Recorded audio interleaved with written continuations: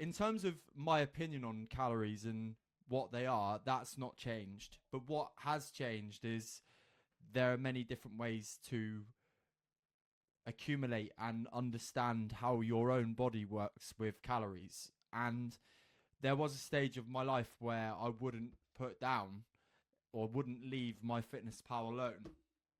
But I know now that that's potentially not the best scenario to be in if you are constantly thinking about checking your food, weighing your food. I haven't had a set of food scales in my house now for a month, which has been interesting. But before that, the breaks between using MyFitnessPal and not using MyFitnessPal has been really important, especially when it's come to being fueled up for the London Marathon and Ultra Marathon as such. And it wasn't until before that journey of going on long distance events and training for long distance events, I would have probably been way more on it with at least being on maintenance calories and even making sure that I was hitting maintenance calories or even being in a slight deficit, because that's what I thought I needed to do for where I was at the time.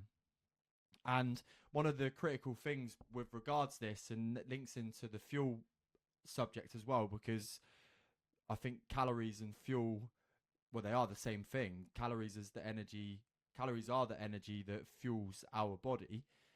But the way that I think about calories now is really different in a sense of you don't always need to be focused on them. There are other ways that you can judge yourself with regards to your energy and with regards to how you're feeling and how you're sleeping and how you're training and how you're performing in whatever events or whatever sessions that you've got lined up at the minute. So whereas before, with throwback 2 years, I'd probably have been underperforming in the gym and in scenarios and in situations because I was maybe focused too much on the restriction element of food and the calories that were going into my body, which is something I'm really proud to have got over that speed bump of.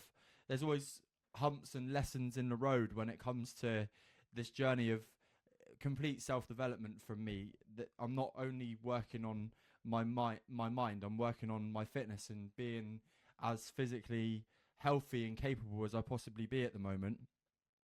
And the other, linking into the fuel element, I've learnt really fast and really hard as well over the ultra marathon journey and adventure and the London Marathon / hybrid training adventure that it is better to be performing well than not performing well by not eating enough.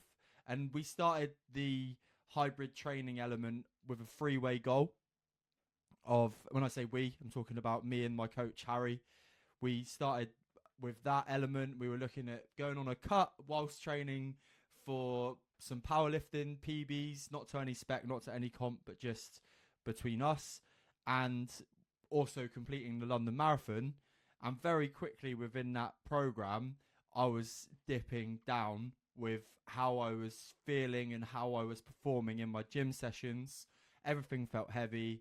Every gym session, maybe not every gym session, but some gym sessions were incredibly harder than they needed to be because I was in a calorie deficit, which was meaning that my energy supply from food was lower than what it needed to be to maintain my body weight, which means that other impacts can happen, such as feeling tired, being fatigued, not sleeping well.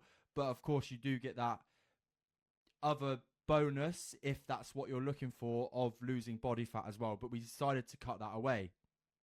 And when you think about it, and when you look at us as a species of needing to be fueled, you need to use a comparison of us being a race car.